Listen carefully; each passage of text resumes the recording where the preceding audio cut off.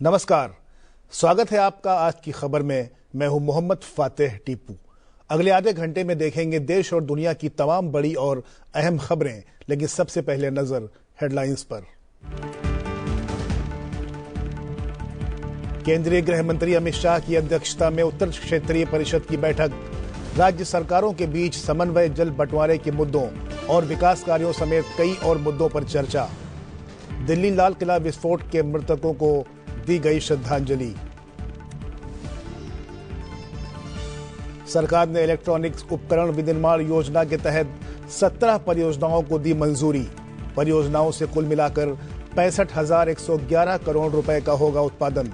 9 राज्यों में फैली हुई है परियोजनाएं। बिहार में नई सरकार गठन की तैयारी तेज। मुख्यमंत्री नीतीश कुमार ने राज्यपाल से की मुलाकात। नई सरकार का शपथ ग्रहण 20 नवंबर को होने की संभावना।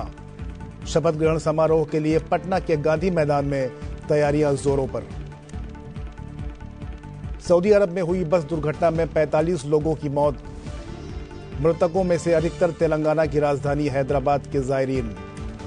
बस दुर्घटना में भारतीय श्रद्धालुओं की मौत पर उपराष्ट्रपति और प्रधानमंत्री समेत कई नेताओं ने जताया दुख।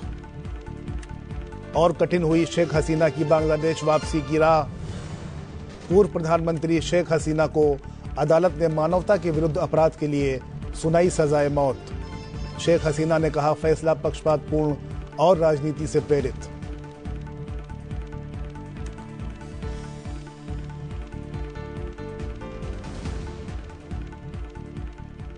केंद्रीय गृह मंत्री अमित शाह ने आज हरियाणा के फरीदाबाद में आयोजित उत्तर क्षेत्रीय परिषद बैठक की अध्यक्षता की। उत्तरी क्षेत्रीय परिषद में हरियाणा, हिमाचल प्रदेश, पंजाब, राजस्थान, दिल्ली, जम्मू और कश्मीर, लद्दाख और चंडीगढ़ राज्य और केंद्र शासित प्रदेश शामिल रहे। बैठक के दौरान दिल्ली लाल किला विस्फोट के पीड़ितों को श्रद्धांजलि देने के लिए मौन रखा गया। केंद्रीय गृह मंत्री ने कहा कि प्रधानमंत्री नरेंद्र मोदी के नेतृत्व में आतंकवाद को जड़ से समाप्त करना हम सब की साझी प्रतिबद्धता है। उन्होंने कहा कि मोदी सरकार के अब तक के रिकॉर्ड के अनुरूप दिल्ली बम विस्फोट के दोषियों को हम पाताल से भी ढूंढकर देश की न्यायिक व्यवस्था के सामने खड़ा करेंगे और उन्हें सख्त से सख्त सजा दिलाएंगे। उन्होंने कहा कि संवाद, सहयोग और समन्वय और पॉलिसी सिनर्जी के लिए क्षेत्रीय परिषदें बहुत महत्वपूर्ण हैं। गृह मंत्री ने कहा कि महिलाओं और बच्चों की सुरक्षा हमारी सर्वोच्च प्राथमिकता है। इसके लिए फास्ट ट्रैक विशेष न्यायालयों की संख्या बढ़ाई जाएगी। उन्होंने कहा कि सहकारिता, कृषि और मत्स्य पालन के माध्यम से गरीबी उन्मूलन और रोजगार में वृद्धि हो रही है। बैठक में राज्य सरकारों के बीच समन्वय, जल बंटवारों के मुद्दों और विकास कार्यों पर चर्चा की गई। क्षेत्रीय परिषदें प्रधानमंत्री नरेंद्र मोदी के टीम भारत के दृष्टिकोण को पूरा कर रही हैं। वहीं क्षेत्रीय परिषदें इस विश्वास के साथ इस दिशा में महत्वपूर्ण योगदान दे रही हैं कि सशक्त राज्य एक मजबूत राष्ट्र बनाते हैं। क्षेत्रीय परिषदें 2 या 2 से अधिक राज्यों या केंद्र को प्रभावित करने वाले मुद्दों पर संवाद के लिए एक संरक्षित तंत्र प्रदान करती हैं। क्षेत्रीय परिषदें पिछले कुछ वर्षों में विभिन्न क्षेत्रों में आपसी समझ और सहयोग के स्वस्थ संबंधों को बढ़ावा देने में एक महत्वपूर्ण कड़ी साबित हुई हैं। क्षेत्रीय परिषदें राष्ट्रीय महत्व के व्यापक मुद्दों पर भी चर्चा करती हैं। इनमें महिलाओं, बच्चों के विरुद्ध यौन अपराधों के मामलों की त्वरित जांच और उनके शीघ्र निपटारे के लिए फास्ट ट्रैक विशेष अदालतों का कार्यान्वयन शामिल है। पिछले 11 वर्षों में विभिन्न क्षेत्रीय परिषदों और उनकी स्थायी समितियों की कुल 63 बैठकें हुई हैं। सरकार ने इलेक्ट्रॉनिक घटक विनिर्माण योजना के तहत 6 श्रेणियों में करीब 7,172 करोड़ रुपए के निवेश वाली 17 परियोजनाओं को मंजूरी दी है। ये मंजूरी भारत के उच्च मूल्य वाले घटकों के उत्पादन के प्रति संकल्प और निर्णायक प्रयास को रेखांकित करती हैं। इन परियोजनाओं से कुल मिलाकर 65,111 करोड़ रुपए का उत्पादन होगा। इलेक्ट्रॉनिक्स एवं सूचना प्रौद्योगिकी मंत्री अश्विनी वैष्णव ने मंजूरी की दूसरी किश्त की घोषणा करते हुए कहा कि दीर्घकालिक सफलता हासिल करने के लिए भारत को डिजाइन टीम बनाने, सभी उत्पादों में 6 सिग्मा गुणवत्ता मानकों को सुनिश्चित करने और परियोजनाओं में स्वदेशी आपूर्तिकर्ताओं के साथ साझेदारी करने पर ध्यान केंद्रित करना होगा। गुणवत्ता प्रणालियां मूल्यांकन प्रक्रिया का प्रमुख हिस्सा होंगी। देश में पहली बार ऑप्टिकल ट्रांसीवर्स जो कि डेटा सेंटर्स में, ऑप्टिकल नेटवर्क्स में, इनका मैन्युफैक्चरिंग भारत में चालू होगा। These are the optical transceivers. साथ ही साथ क्रिस्टल ऑसिलेटर्स जो कि पर्टिकुलर फ्रीक्वेंसी का सिग्नल क्रिएट करते हैं, वो मैन्युफैक्चरिंग इसकी चालू होगी। इन दोनों की खासियत यह है कि these are very very high precision components, extremely high precision components. साथ ही साथ 40 लेयर का पीसीबी मैन्युफैक्चरिंग भी यहां पर चालू होगा। 40 लेयर पीसीबी को, to understand this, think of it as a 40-story building. Think of it as a 40-story building in which different levels, different components are there, different people are living. There is a connection from various levels to other levels. उसमें signal का flow, power का flow, heat का dissipation और बहुत ही complex design इसका होता है। और इस लेवल का मैन्युफैक्चरिंग भारत में करना, this will be a major achievement for our country, major achievement for make in India efforts. साथ ही साथ कैमरा मॉड्यूल्स में और प्रोग्रेस हो रही है, और नए कैमरा मॉड्यूल्स बनाने वाले आज अप्रूव हुए हैं। केंद्रीय मंत्री ने कहा कि इलेक्ट्रॉनिक विनिर्माण के लिए एक नया कौशल ढांचा तैयार किया जा रहा है। दूसरे चरण में अब 17 परियोजनाओं को हरी झंडी दे दी गई है, जिससे इस योजना के अंतर्गत कुल परियोजनाओं की संख्या बढ़कर 24 हो गई है। ओवरऑल एक और बड़ा अचीवमेंट देश का आज जो इनॉग्रेट हुआ, वो है designed in India silicon semiconductor chip SoC, system on chip. Complete energy management के लिए complete SoC system on chip, उसका डिजाइन भारत की एक कंपनी साइएंट ने किया है। And that's going to be a major milestone, because as we go forward we will become a product nation. And in our journey for becoming a product nation, it's very important that we have SOCs designed in India where the entire IP resides with us, within our country, and then we can use these chipsets for manufacturing the products in that sector. We are targeting about 30 such chipsets which will be used in a large way in our country, in our economy. They will be meeting our domestic needs as well as we will be exporting them over a period of time.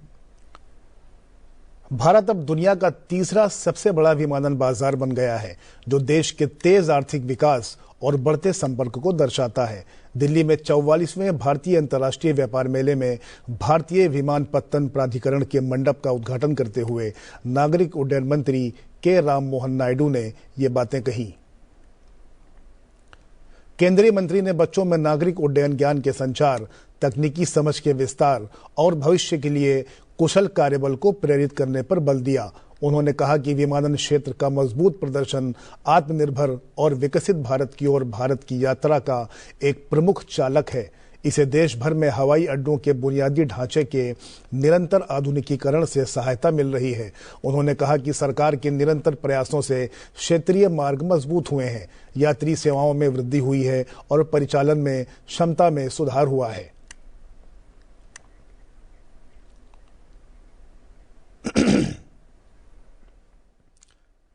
प्रधानमंत्री नरेंद्र मोदी दिल्ली में रामनाथ गोयनका व्याख्यान में शामिल हो रहे हैं। आइए आपको सीधे लिए चलते हैं इस कार्यक्रम में।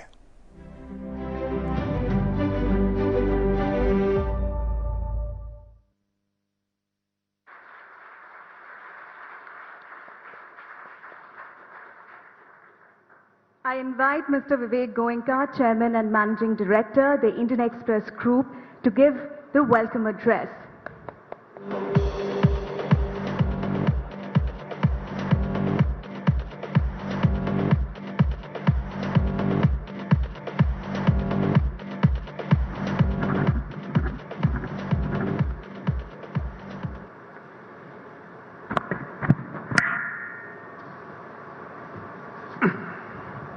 Honorable Prime Minister Shri Narendra Modi ji, distinguished members of the government, opposition, leaders of our armed forces, honorable ambassadors, honorable justices, friends from public life and the media, and friends from the corporate world.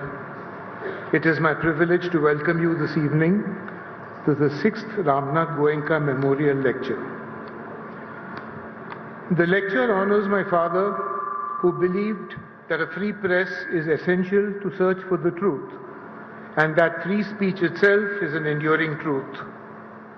Many believe that he is the warrior and the father of the free press in India.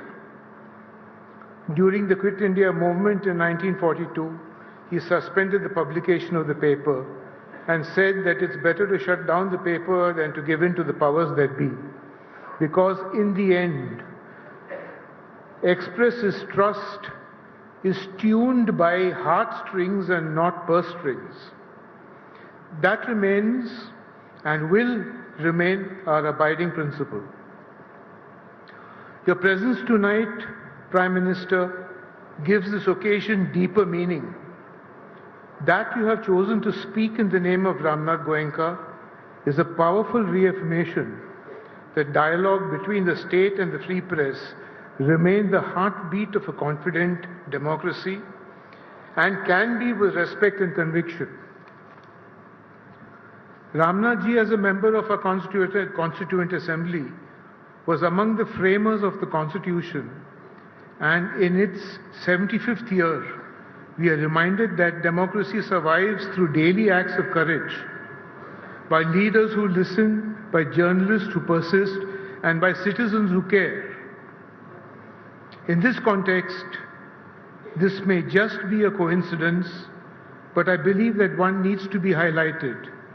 I was listening to your speech, Mr. Prime Minister, in Darbhanga, his birthplace, his Janmabhoomi, 1 full year before the Bihar election campaign started, when you announced the All India Institute of Medical Sciences there. I have no hesitation in saying that Ramnath ji would have agreed wholeheartedly with you when you talked about the brutality of poverty in the region, and yet its boundless hope, the people's energy and aspiration to realize the potential. Sir, you are the Prime Minister of the world's largest democracy. You embody the collective aspirations of 1.5 billion Indians. Your journey mirrors the relentless and restless energy that propels India forward. Over 25 years in public life, hardly any leader has experienced power from so many vantage points as Chief Minister, as Prime Minister, and now as a global leader. You have shown how conviction joined with purpose can transform the destiny of both citizen and nation. Your governance has focused on restoring to citizens the dignity of choice and the confidence of agency. As Chief Minister of Gujarat, you led many noteworthy and hugely successful initiatives. As Prime Minister, you have transformed India in many ways. A major infrastructure growth, particularly in connectivity, be it highways, railways and airports, has boosted business, and more importantly, it has brought people closer.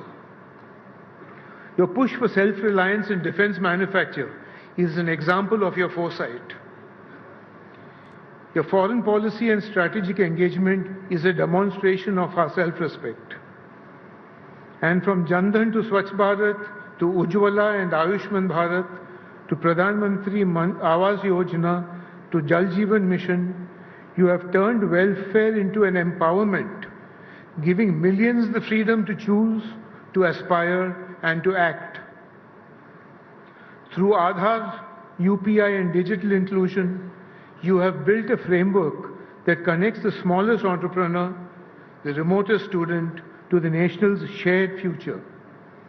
These are not merely programs, they are expression of freedom. Echoing Ramnath Goenka's belief that progress and liberty are inseparable partners in nation building. This lecture series has over the years provided a platform for ideas that shape our moral imagination. Our last lecture was delivered by Bill Gates, someone whom you know well, who shared an inspiring blueprint to use technology for global cooperation in tackling climate change, in which India could play a significant role. Today, as the world's power equations are being rewritten, India under your leadership stands out. Ancient yet modern, confident in its heritage yet fearless in its embrace for the future. Your call for Atmanirbhar Bharat resonates deeply with Ramnath Goenka's conviction that the Indian mind must never outsource its courage or thinking. And so, as we gather here tonight, we do so in celebration of both your vision of a self-reliant India and the legacy of Ramnath Goenka, which is courage, fairness, and the belief that ideas are the true currency of freedom. On behalf of the Express Group and generations of journalists who draw strength from that legacy, it is my honor to welcome you, Honorable Prime Minister, to deliver the 6th Ramnath Goenka Memorial Lecture. I thank you once again.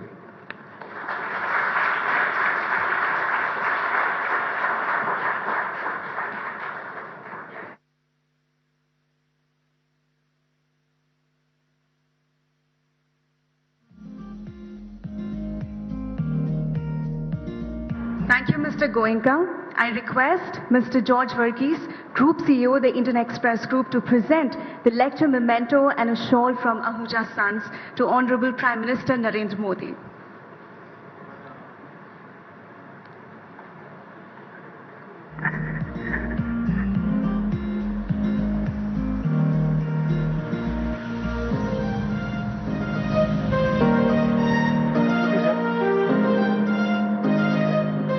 Following this, Honorable Prime Minister Shri Narendra Modi ji will deliver the 6th Ramnath Goenka Lecture.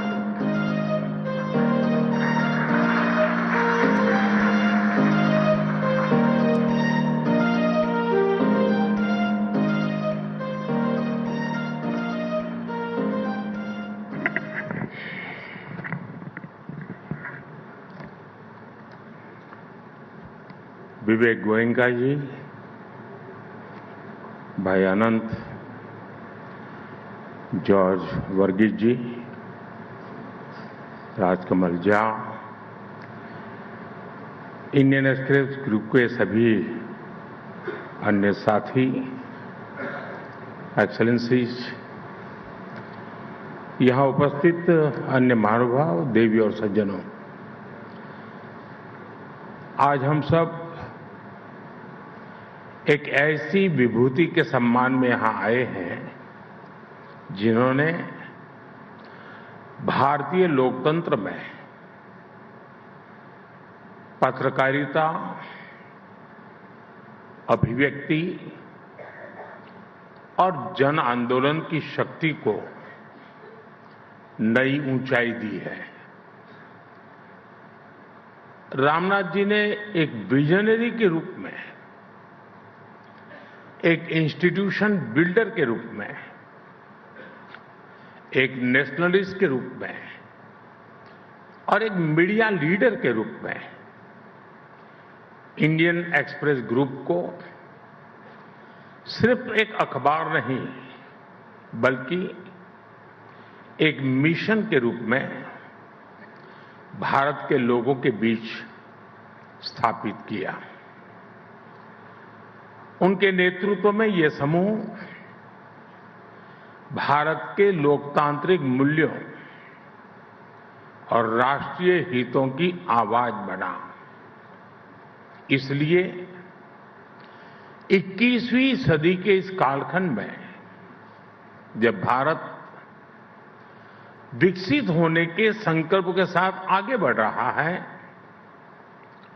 तो रामनाथ जी की प्रतिबद्धता, उनके प्रयास, उनका vision हमारी बहुत बड़ी प्रेरणा है। मैं इंडियन एक्सप्रेस ग्रुप का आभार व्यक्त करता हूं कि आपने मुझे इस व्याख्यान में आमंत्रित किया। मैं आप सभी का अभिनंदन करता हूं। साथियों, रामनाथ जी गीता के एक श्लोक से बहुत प्रेरणा लेते थे। सुख दुखे समे कृत्वा लाभा लाभो जया जयो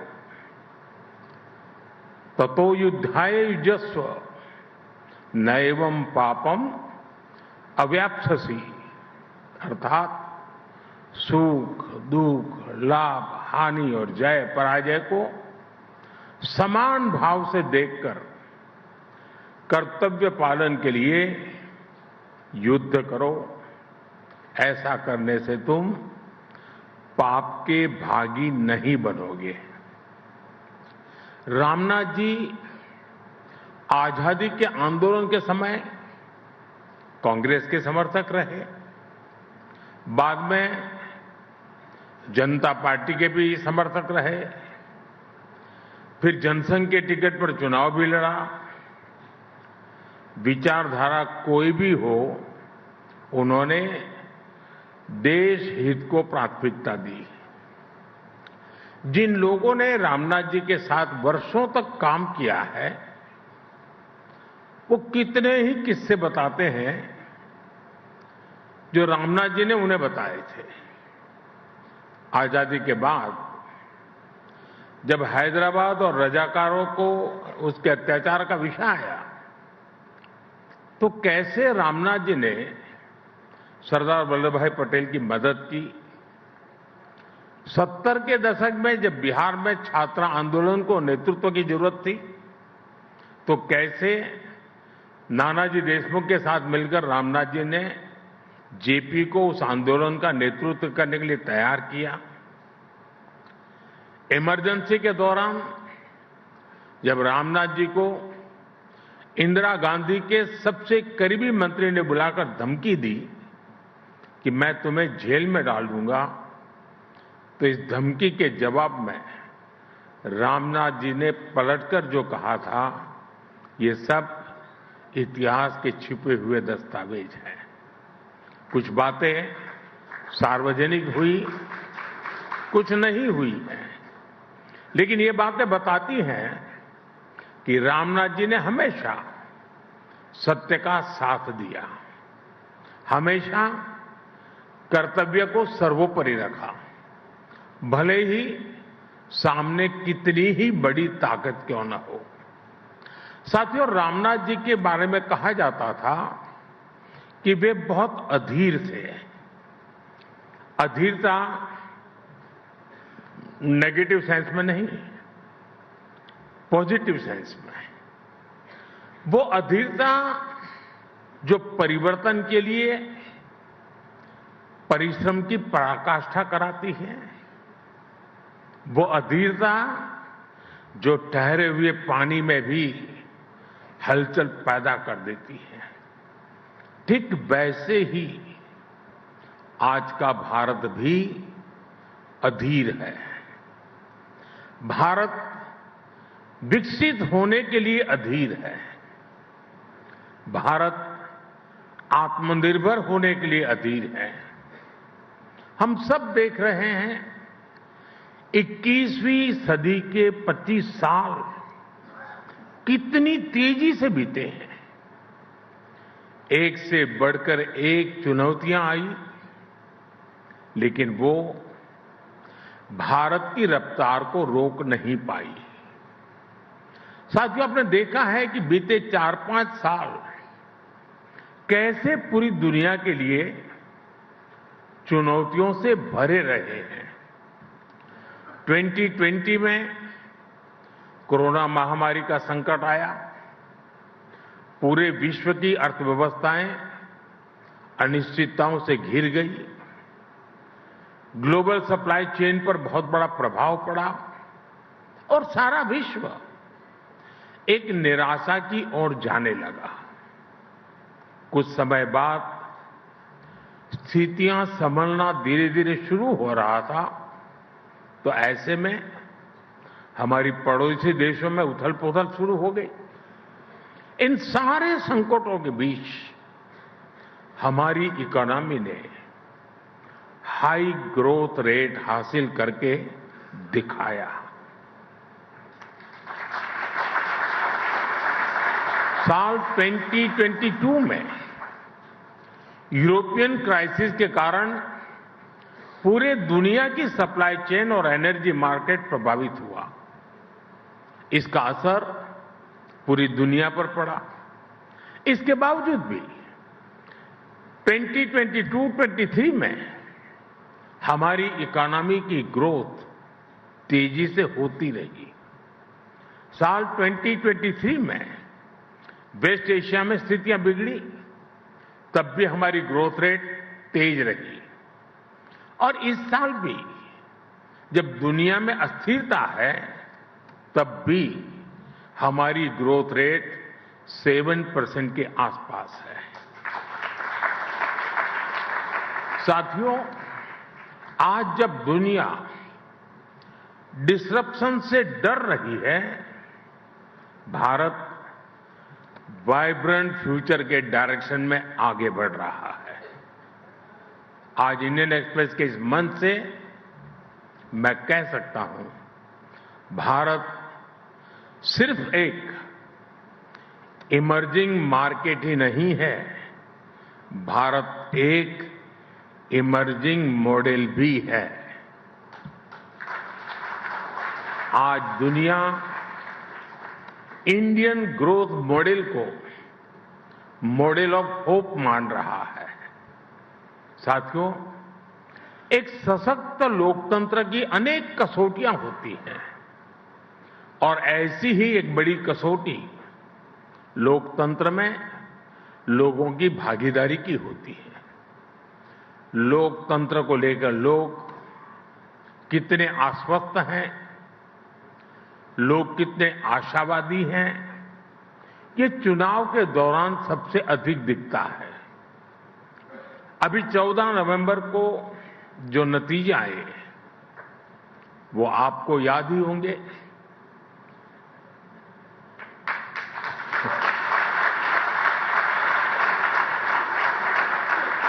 और रामनाथ जी का बिहार से नाता रहा था, तो उल्लेख बड़ा स्वाभाविक है। इन ऐतिहासिक नतीजों के साथ एक और बात बहुत अहम रही है। कोई भी लोकतंत्र में लोगों की बढ़ती भागीदारी को नजरअंदाज नहीं कर सकता। इस बार बिहार के इतिहास का सबसे अधिक वोटर टर्नआउट रहा है। आप सोचिए, महिलाओं का टर्नआउट पुरुषों से करीब 9% अधिक रहा। ये भी लोकतंत्र की विजय है। साथियों, बिहार के नतीजों ने फिर दिखाया है कि भारत के लोगों की आकांक्षाएं, उनकी एस्पिरेशंस कितनी ज्यादा है। भारत के लोग आज उन राजनीतिक दलों पर विश्वास करते हैं जो नेक नियत से लोगों की उन एस्पिरेशंस को पूरा करते हैं, विकास को प्राथमिकता देते हैं। और आज इंडियन एक्सप्रेस के इस मंच से मैं देश की हर राज्य सरकार को, हर दल की राज्य सरकार को बहुत विनम्रता से कहूंगा, लेफ्ट, राइट, सेंटर, हर विचार की सरकार को मैं आग्रह से कहूंगा, बिहार के नतीजे हमें ये सबक देते हैं कि आप आज किस तरह की सरकार चला रहे हैं, ये आने वाले वर्षों में आपके राजनीतिक दल का भविष्य तय करेंगे। आरजेडी की सरकार को बिहार के लोगों ने 15 साल का मौका दिया। लालू यादव जी चाहते तो बिहार के विकास के लिए बहुत कुछ कर सकते थे, लेकिन उन्होंने जंगल राज का रास्ता चुना। बिहार के लोग इस विश्वासघात को कभी भूल नहीं सकते।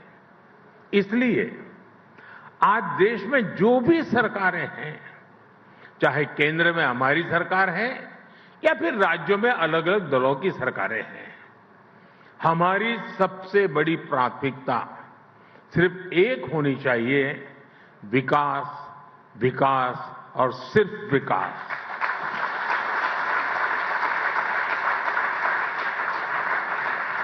और इसलिए मैं हर राज्य सरकार को कहता हूं, आप अपने यहां बेहतर इन्वेस्टमेंट का माहौल बनाने के लिए कंपटीशन करिए।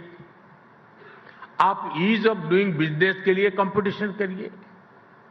डेवलपमेंट पैरामीटर्स में आगे आने के लिए कंपटीशन करिए। फिर देखिए जनता कैसे आप पर अपना विश्वास जताती है। साथियों, बिहार चुनाव जीतने के बाद कुछ लोगों ने, मीडिया के कुछ मोदी प्रेमियों ने फिर से ये कहना शुरू किया है, भाजपा मोदी हमेशा 24/7 इलेक्शन बोर्ड में ही रहते हैं। मैं समझता हूं चुनाव जीतने के लिए इलेक्शन मोड नहीं, 2400 घंटे इलेक्शन मोड में रहना जरूरी होता है।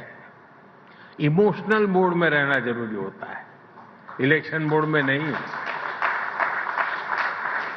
जब मन के भीतर एक बेचैनी सी रहती है कि 1 मिनट भी गंवाना नहीं है, गरीब के जीवन से मुश्किलें कम करने के लिए, गरीब को रोजगार के लिए, गरीब को इलाज के लिए, मध्यम वर्ग की आकांक्षाओं को पूरा करने के लिए बस मेहनत करते रहना है।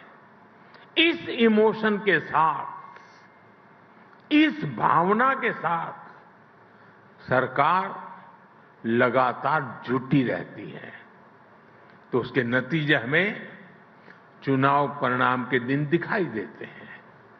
बिहार में भी हमने अभी अभी यही होते देखा है। साथियों, रामनाथ जी से जुड़े एक और किस्से का मुझसे किसी ने जिक्र किया था। ये बात तब की है जब रामनाथ जी को विदिशा से जनसंघ का टिकट मिला था। उस समय नानाजी देशमुख जी ने, उनकी इस बात पर चर्चा हो रही थी कि संगठन महत्वपूर्ण होता है या चेहरा। तो नानाजी देशमुख ने रामनाथ जी से कहा था कि आप सिर्फ नामांकन करने के लिए आएंगे और फिर चुनाव जीतने के बाद अपना सर्टिफिकेट लेने के लिए आ जाइएगा। फिर नानाजी ने पार्टी कार्यकर्ताओं के बल पर रामनाथ जी का चुनाव लड़ा और उन्हें जिताकर दिखाया। वैसे ये किस्सा बताने के पीछे मेरा ये मतलब नहीं है कि उम्मीदवार सिर्फ नामांकन करने आए। मेरा मकसद है भाजपा के अनगिनत कर्तव्यनिष्ठ कार्यकर्ताओं के समर्पण की ओर आपका ध्यान आकर्षित करना है। साथियों, भारतीय जनता पार्टी के लाखों करोड़ों कार्यकर्ताओं ने अपने पसीने से भाजपा की जड़ों को सींचा है और आज भी सींच रहे हैं। और इतना ही नहीं, केरला, पश्चिम बंगाल, जम्मू कश्मीर, ऐसे कुछ राज्यों में हमारे सैकड़ों कार्यकर्ताओं ने अपने खून से भी भाजपा की जड़ों को सींचा है। जिस पार्टी के पास ऐसे समर्पित कार्यकर्ता हो, उनके लिए सिर्फ चुनाव जीतना ध्येय नहीं होता, बल्कि वो जनता का दिल जीतने के लिए सेवा भाव से उनके लिए निरंतर काम करते हैं। साथियों, देश के विकास के लिए बहुत जरूरी है कि विकास का लाभ सभी तक पहुंचे। दलित, पीड़ित, शोषित, वंचित सभी तक जब सरकारी योजनाओं का लाभ पहुंचता है तो सामाजिक न्याय सुनिश्चित होता है।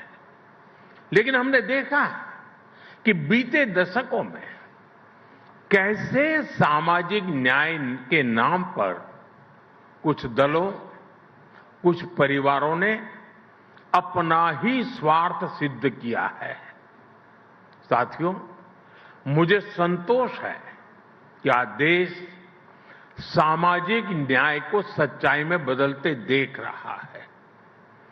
सच्चा सामाजिक न्याय क्या होता है, ये मैं आपको बताना चाहता हूं। 12 करोड़ शौचालयों के निर्माण का अभियान उन गरीब लोगों के जीवन में गरिमा लेकर के आया जो खुले में शौच के लिए मजबूर थे।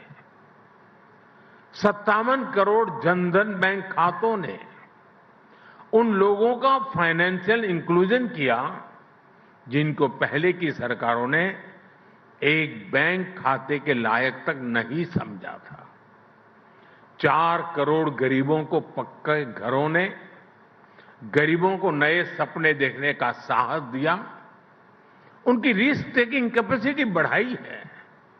साथियों, बीते 11 वर्षों में सोशल सिक्योरिटी पर जो काम हुआ है वो अद्भुत है। आज भारत के करीब 94 करोड़ लोग सोशल सिक्योरिटी नेट के दायरे में आ चुके हैं। और आप जानते हैं 10 साल पहले क्या स्थिति थी? सिर्फ 25 करोड़ लोग सोशल सिक्योरिटी के दायरे में थे, आज 94 करोड़ हैं। यानी सिर्फ 25 करोड़ लोगों तक सरकार की सामाजिक सुरक्षा योजनाओं का लाभ पहुंच रहा था। अब ये संख्या बढ़कर 94 करोड़ पहुंच चुकी है। और यही तो सच्चा सामाजिक न्याय है। और हमने सोशल सिक्योरिटी नेट का दायरा ही नहीं बढ़ाया, हम लगातार सैचुरेशन के मिशन पर काम कर रहे हैं। यानी किसी भी योजना के लाभ से एक भी लाभार्थी छूटे नहीं। और जब कोई सरकार इस लक्ष्य के साथ काम करती है, हर लाभार्थी तक पहुंचना चाहती है, तो किसी भी तरह के भेदभाव की गुंजाइश भी खत्म हो जाती है। ऐसे ही प्रयासों की वजह से पिछले 11 साल में 25 करोड़ लोगों ने गरीबी को परास्त करके दिखाया है। और तभी आज दुनिया भी ये मान रही है, डेमोक्रेसी डिलीवर्स। साथियों, मैं आपको एक और उदाहरण दूंगा। आप हमारे एस्पिरेशनल डिस्ट्रिक्ट प्रोग्राम का अध्ययन करिए। देश के 100 से अधिक जिले ऐसे थे जिन्हें पहले की सरकारें पिछड़ा घोषित करके भूल गई थी। सोचा जाता था कि यहां विकास करना बड़ा मुश्किल है। अब कौन सर खपाए ऐसे जिलों में? जब किसी अफसर को पनिशमेंट पोस्टिंग देनी होती थी तो उसे उन पिछड़े जिलों में भेज दिया जाता था कि जाओ वहीं रहो। आप जानते हैं इन पिछड़े जिलों में देश की कितनी आबादी रहती थी? देश के 25 करोड़ से ज्यादा नागरिक इन पिछड़े जिलों में रहते थे। साथियों, अगर ये पिछड़े जिले पिछड़े ही रहते तो भारत अगले 100 साल में भी विकसित नहीं हो पाता। इसलिए हमारी सरकार ने एक नई रणनीति के साथ काम करना शुरू किया। हमने राज्य सरकारों को ऑन बोर्ड लिया। कौन सा जिला किस डेवलपमेंट पैरामीटर में कितने पीछे है, उसकी स्टडी करके हर जिले के लिए एक अलग रणनीति बनाई। देश के बेहतरीन अफसरों को, ब्राइट और इनोवेटिव यंग माइंड्स को वहां नियुक्त किया। इन जिलों को पिछड़ा नहीं, एस्पिरेशनल माना। और आज देखिए, देश के ये एस्पिरेशनल डिस्ट्रिक्ट्स कितने ही डेवलपमेंट पैरामीटर्स में अपने ही राज्यों के दूसरे जिलों से बहुत अच्छा करने लगे हैं। छत्तीसगढ़ का बस्तर, वो आप लोगों को तो बड़ा फेवरेट है। एक समय आप पत्रकारों को वहां जाना होता था तो प्रशासन से ज्यादा दूसरे संगठनों से परमिट लेनी होती थी। लेकिन आज वही बस्तर विकास के रास्ते पर बढ़ रहा है। मुझे नहीं पता कि इंडियन एक्सप्रेस ने बस्तर ओलंपिक को कितनी कवरेज दी, लेकिन आज रामनाथ जी ये देखकर बहुत खुश होते हैं कि कैसे बस्तर में अब वहां के युवा बस्तर ओलंपिक जैसे आयोजन कर रहे हैं। साथियों, जब बस्तर की बात आई है तो मैं इस मंच से नक्सलवाद यानी माओवादी आतंक की भी चर्चा करूंगा। पूरे देश में नक्सलवाद, माओवादी आतंक का दायरा बहुत तेजी से सिमट रहा है, लेकिन कांग्रेस में ये उतना ही सक्रिय होता जा रहा था। आप भी जानते हैं, बीते 5 दशकों तक देश का करीब करीब हर बड़ा राज्य माओवादी आतंक की चपेट में रहा। लेकिन ये देश का दुर्भाग्य था कि कांग्रेस भारत के संविधान को नकारने वाले माओवादी आतंक को पालती पोसती रही और सिर्फ दूर दराज के क्षेत्रों में, जंगलों में ही नहीं, कांग्रेस ने शहरों में भी नक्सलवाद की जड़ों को खाद पानी दिया। कांग्रेस ने बड़ी बड़ी संस्थाओं में अर्बन नक्सलियों को स्थापित किया। साथियों, 10-15 साल पहले कांग्रेस में जो अर्बन नक्सली माओवादी पैर जमा चुके थे, वो अब कांग्रेस को मुस्लिम लीगी माओवादी कांग्रेस एमएमसी बना चुके हैं। और मैं आज पूरी जिम्मेदारी से कहूंगा कि मुस्लिम लीगी माओवादी कांग्रेस अपने स्वार्थ में देश हित को तिलांजलि दे चुकी है। आज की मुस्लिम लीगी माओवादी कांग्रेस देश की एकता के सामने बहुत बड़ा खतरा बनती जा रही है। साथियों, आज जब भारत विकसित बनने की एक नई यात्रा पर निकल पड़ा है, तो रामनाथ गोयनका जी की विरासत और भी प्रासंगिक है। रामनाथ जी ने अंग्रेजों की गुलामी से डटकर टक्कर ली। उन्होंने अपने एक संपादकीय में लिखा था, मैं अंग्रेजों के आदर्श पर अमल करने के बजाय अखबार बंद करना पसंद करूंगा। इसी तरह जब इमरजेंसी के रूप में देश को गुलाम बनाने की एक और कोशिश हुई, तब भी रामनाथ जी डटकर खड़े हो गए थे। और ये वर्ष तो इमरजेंसी के 50 वर्ष पूरे होने का भी है। और इंडियन एक्सप्रेस ने 50 वर्ष पहले दिखाया है कि ब्लैंक एडिटोरियल भी जनता को गुलाम बनाने वाली मानसिकता को चुनौती दे सकते हैं। साथियों, आज आपके इस सम्मानित मंच से मैं गुलामी की मानसिकता से मुक्ति के इस विषय पर भी विस्तार से अपनी बात रखूंगा। लेकिन इसके लिए हमें 190 इयर्स पीछे जाना पड़ेगा। 1857 के स्वतंत्रता संग्राम से भी पहले वो साल था 1835। 1835 में ब्रिटिश सांसद थॉमस बेबिंगटन मैकाले ने भारत को अपनी जड़ों से उखाड़ने के लिए एक बहुत बड़ा अभियान शुरू किया था। उसने ऐलान किया था, मैं ऐसे भारतीय बनाऊंगा, वो दिखने में तो भारतीय होंगे लेकिन मन से अंग्रेज होंगे। और इसके लिए मैकाले ने भारतीय शिक्षा व्यवस्था में आमूलचूल परिवर्तन नहीं बल्कि उसका समूल नाश कर दिया। खुद गांधी जी ने भी कहा था कि भारत की प्राचीन शिक्षा व्यवस्था एक सुंदर वृक्ष थी जिसे जड़ से हटाकर नष्ट कर दिया।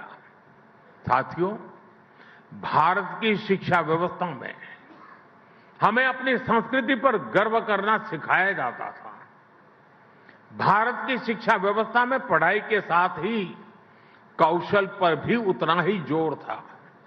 इसलिए मैकाले ने भारत की शिक्षा व्यवस्था की कमर तोड़ने की ठानी और उसमें सफल भी रहा।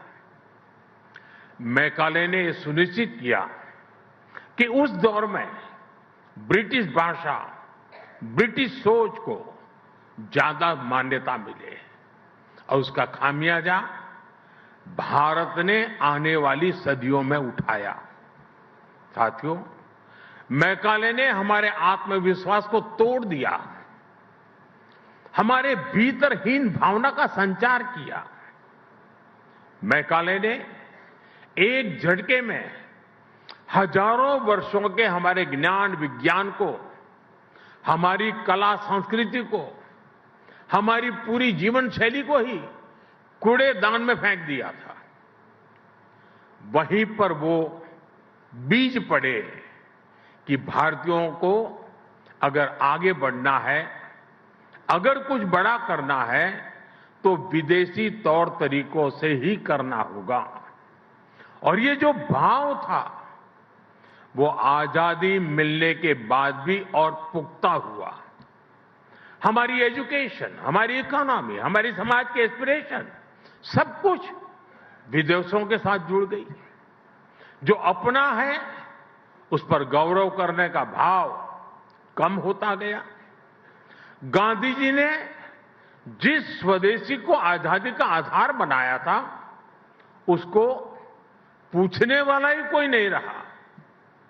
हम गवर्नेंस के मॉडल विदेश में खोजने लगे। हम इनोवेशन के लिए विदेश की तरफ देखने लगे। यही मानसिकता रही जिसकी वजह से इंपोर्टेड आइडिया, इंपोर्टेड सामान और सर्विस सभी को श्रेष्ठ मानने की प्रवृत्ति समाज में स्थापित हो गई। साथियों, जब आप अपने देश को सम्मान नहीं देते हैं तो आप स्वदेशी इकोसिस्टम को नकारते हैं, made in India manufacturing ecosystem को नकारते हैं। मैं आपको एक और उदाहरण टूरिज्म की बात करता हूं।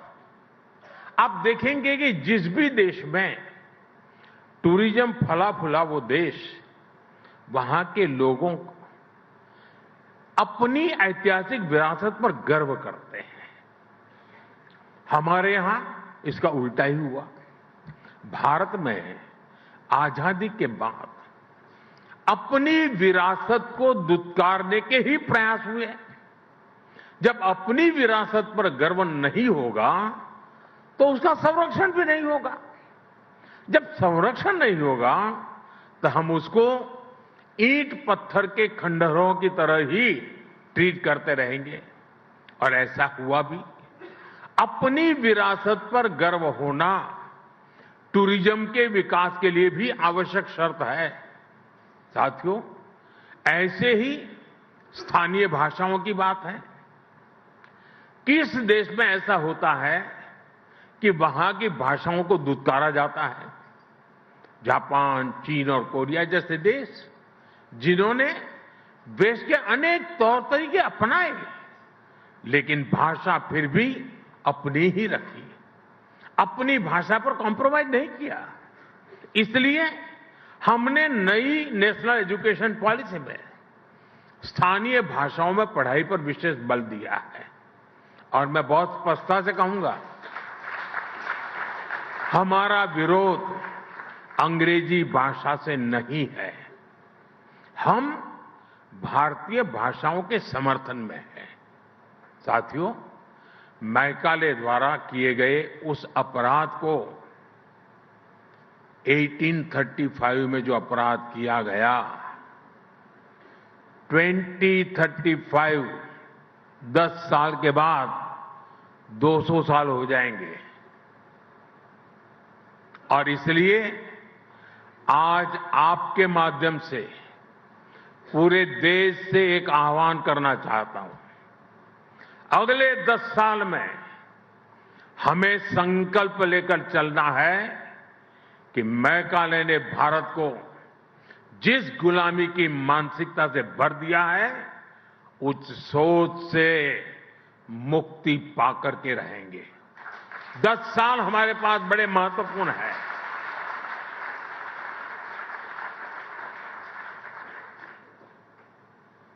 मुझे याद है एक छोटी घटना। गुजरात में लेप्रेसी को लेकर के अस्पताल बन रहा था, तो वो सारे लोग महात्मा गांधी जी से मिले उसके उद्घाटन के लिए। तो महात्मा जी ने कहा कि मैं लेप्रेसी के अस्पताल के उद्घाटन के पक्ष में नहीं हूं, मैं नहीं आऊंगा, लेकिन ताला लगाना है, उस दिन मुझे बुलाना, मैं ताला लगाने आऊंगा। गांधी जी के रहते हुए इस अस्पताल को तो ताला नहीं लगा था, लेकिन गुजरात जब लेप्रेसी से मुक्त हुआ और मुझे उस अस्पताल को ताला लगाने का मौका मिला जब मैं मुख्यमंत्री बना।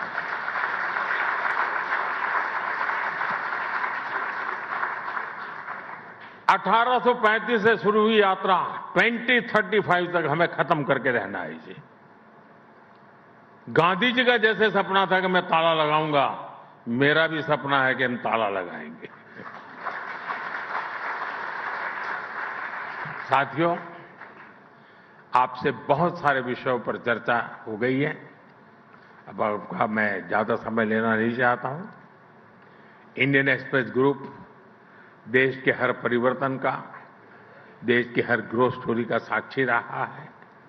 और आज जब भारत विकसित भारत के लक्ष्य को लेकर चल रहा है, तो भी इस यात्रा के सहभागी बन रहे हैं। मैं आपको बधाई दूंगा कि रामनाथ जी के विचारों को आप सभी पूरी निष्ठा से संरक्षित रखने का प्रयास कर रहे हैं। एक बार फिर आज के इस अद्भुत आयोजन के लिए आप सभी को मेरी ढेर सारी शुभकामनाएं, और रामनाथ कोविंद जी को, रामनाथ गोयनका जी को आदरपूर्वक मैं नमन करते हुए मेरी बात को विराम देता हूं। बहुत बहुत धन्यवाद।